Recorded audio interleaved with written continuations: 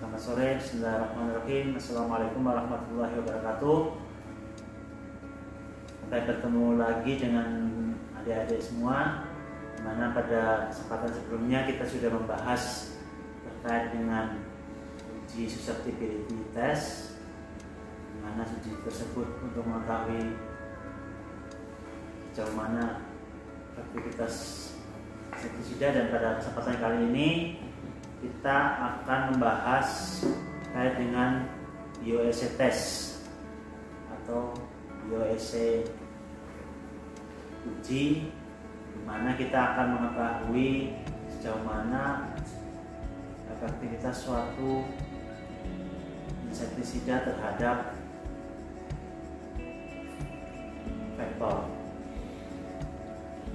Di depan kita sudah terpampang alat dan bahan untuk bioassay test, di mana yang pertama adalah bahan utama adalah pelambu ya, pelambu yang berinsektisida atau LRIN ya, long lasting impregnated net, pelambu insektisida untuk peruntukan pencegahan malaria ya, yang dibagikan ke masyarakat di daerah endemis malaria. Yang kedua adanya kerucut bioassay ya, ini seperti tabung-tabung kerucut. Ini nanti kita masukkan nyamuk-nyamuk uji ke dalamnya, yang nanti ditempelkan di pelambu yang berinsektisida dan pelambu yang non berinsektisida. Di sini nanti saya siapkan juga pelambu yang tidak berinsektisida, ini sebagai kontrol. Jadi nanti ada dua kerucut bioassay atau selaponnya.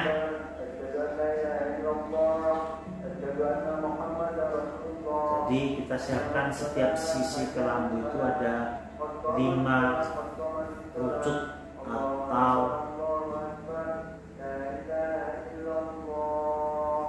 bioassay test kit. Masing-masing kerucut, yang 3 untuk pelakuan dan yang 2 untuk kontrol. Dan kita siapkan juga di sini adalah paper cup yang sebenarnya ukurannya harus jauh lebih besar dari yang ada di sini. Ini hanya untuk menampung sementara nyamuk-nyamuk yang siap uji. Jadi di sini targetnya adalah nyamuk Anopheles ya, nyamuk ujinya yang kita ambil dari lokasi tertentu untuk diujikan pada pelambu yang berinsektisida. Tidak lupa pula kita tetap siapkan aspirator ya. Aspirator ini untuk memindahkan nyamuk dari tempat atau paper cup ke dalam kon yang nanti sebagai bioassay ujinya. Selain itu juga kita siapkan juga termohigrometer ya, untuk mengukur kelembaban dan suhu. Di sini untuk memantau tingkat kelembaban dan suhu udara pada saat uji dilakukan.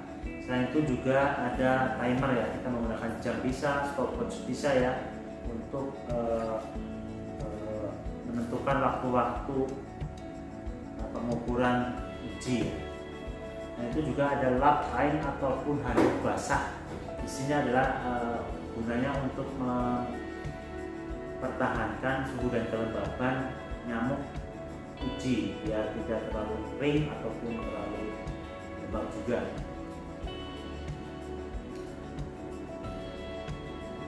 Mungkin itu untuk persiapan alat dan bahan. Jangan lupa nanti alat tulis dan kertas untuk mencatat setiap menit ataupun setiap jam, dan baik itu suhu ataupun kematian daripada nyamuk yang kita uji. Untuk selanjutnya kita lanjutkan untuk praktek bioassay test ini. Yang pertama-tama kita siapkan adalah untuk nyamuk ujinya. Jadi karena di sini kita setiap perlakuan ada 5 kerucut tabung BOSC-nya, di mana 3 tabung ini untuk perlakuan dan 2 tabung untuk kontrol. Jadi pada saat kelambu insektisida ini kita ujikan untuk BOSC test kit ini, kita ambil setiap sisinya, ukurannya sebisa mungkin sama, yaitu kurang lebih 40 cm persegi ya, 40 kali 40 ya cm. Kita potong setiap sisi karena kelambu itu kurang lebih ada 1 depan belakang, atas kanan dan kiri, berarti ada 5 ya, 5 sisi. Jadi 5 sisi itu kita masing-masing potong dengan ukuran 40 kali 40 cm. Begitu juga untuk yang perlakuan kontrol, kita ambilkan dari kelambu tanpa berinsektisida atau non insektisida. Jika mau melakukan nyamuk yang sama atau nyamuk kucingnya, kita pas atau kita potong ya di sini ya. Kita mungkin nanti jejerkan ya antara kontrol dan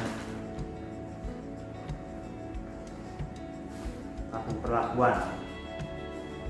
Di sini sudah ada kelambu berinsektisida di sini. Saya ambilkan contohnya. Nah, nanti masing-masing sisi kita potong 40 cm.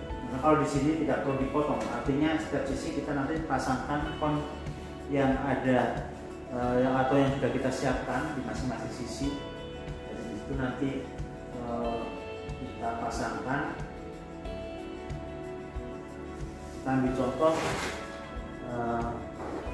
kelambu ini misalnya sudah berinsektisida, nanti kita pasangkan kon-konnya atau kerucut BOSC-nya secara berdampingan 3 untuk perlakuan dan 2 untuk kontrol. 2 untuk kontrol. Nah, dan sebaiknya kita labeli ya, atau kasih tanda setiap kontrol dan perlakuan untuk membedakan, sehingga kita tidak salah memasukkan mana yang perlakuan dan mana yang kontrol. Dimana uji efikasi ini atau uji efektivitas insektisida yang akan kita gunakan ini, kita menggunakan bahan aktif deltametrin juga ya untuk kelambunya, 55 mg per liter. Nah, di sini nanti kita akan memindahkan nyamuk yang sudah kita siapkan di setiap kon ini, lebih 20 ekor nyamuk. Itu nyamuk betina Anopheles yang sudah kita siapkan dan kita pindahkan ke dalam kon-kon yang sudah kita siapkan.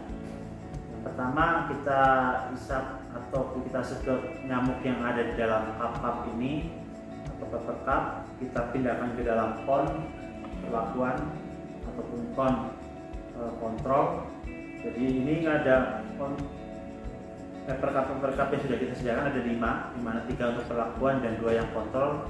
Jadi saya memang membedakan warna biar memudahkan mana yang perlakuan dan mana yang kontrol.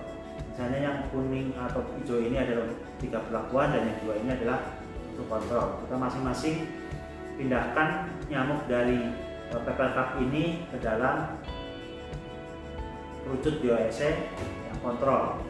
Kita sedotkan, setelah itu kita tutup, masukkan perlahan. Setelah masuk, kita tutup. Di sini nanti setelah ini selesai, kita tutupkan lagi di atas kon ini. Di atas kon, paparkan semua sama, kontrol. Itu juga dengan yang perlakuan. Perlakuan di sini dia yang dipaparkan pada kelambu dengan atau kelambu berinsektisida. Kita pindahkan, kita sedot, kita tutup tubuhnya, kita masukkan ke dalam pot perlakuan. Setelah kita masuk semua, tutup lagi dengan ujungnya pada kapas. Dan setelah semuanya terisi, soal semuanya sudah terisi, kita tutup, biarkan terpapar, dan kita paparkan kurang lebih selama 3 menit. Setelah 3 menit kita paparkan, baik yang kontrol maupun yang perlakuan, kita kembalikan lagi nyamuk tersebut ke dalam paper cup ataupun tabung pemeliharaan berikutnya untuk kita amati selama 1 jam dan 24 jam berikutnya. Jadi setelah kita paparkan selama 3 menit tadi, kita kembalikan lagi nyamuk-nyamuknya ke paper cup yang sudah kita siapkan, dan kita beri larutan gula untuk nutrisinya. Kita satu persatu, dari yang kontrol dulu. Setelah kita sedot, kita masukkan lagi, kita tutup lagi. Begitu juga dengan yang perlakuan, kita bisa masukkan lagi ke dalam tabung atau paper cup yang sudah disediakan. Kalau bisa ukurannya yang besar ya, biar agak tidak terlalu sempit ya untuk ruang gerak nyamuknya. Semuanya juga dilakukan yang sama. Jangan lupa selama pengukuran tersebut kita ukur suhu dan kelembaban, atau kita catat suhu dan kelembaban. Harus disertakan, selalu disertakan. Oke, setelah selesai, mungkin kita bisa kasih sementara sebelum perhitungan dimulai, kita bisa kasih masing-masing paper cup ini dengan larutan gula yang sudah kita siapkan di sini. Setelah masuk, setelah beberapa saat kita bisa mulai perhitungan. Kita catat di timernya, misalnya mulai jam 3 sore ataupun jam 10 pagi, silahkan kita hitung pencatatan ya, suhu dan udara jangan lupa.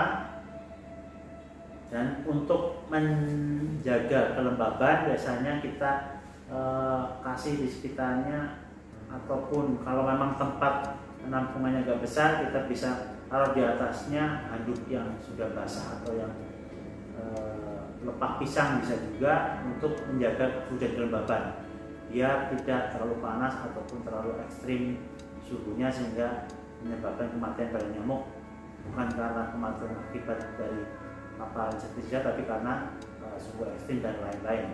Itu fungsi daripada handuk basah ataupun lepak pisang yang kita sediakan. Setelah itu kita akan catat kematiannya setelah 24 jam. Jadi setelah 24 jam kita biarkan, nanti hari berikutnya kita catat tingkat kematian dari masing-masing tempat atau paper cup nyamuk uji. Setelah 24 jam berikutnya, kita juga bisa lihat perkembangannya, dan setelah pada saat sudah ditempatkan di paper cup tersebut, jangan lupa juga kita pada menit ke-1, menit ke-5, ke-10, 20, 30, dan 1 jam juga dicatat tingkat kematiannya, sama dengan uji susceptibility test tadi. Dan jangan lupa setelah 24 jam juga dihitung tingkat kematiannya. Setelah hasil pencatatan itu, kita bisa lihat persentase kematian nyamuk uji baik pada tabung perlakuan maupun tabung kontrol. Jika pada tabung kontrol kematiannya antara range 5-20%, maka kita menggunakan koreksi rumus Abbott ya, sesuai dengan pembahasan yang sudah kita bahas sebelumnya. Namun jika kematiannya melebihi dari 20% pada tabung kontrol, itu artinya uji biasa ini harus dilakukan ulang. Jadi ada kesalahan yang perlu kita melakukan uji kembali. Dan jika hasil dari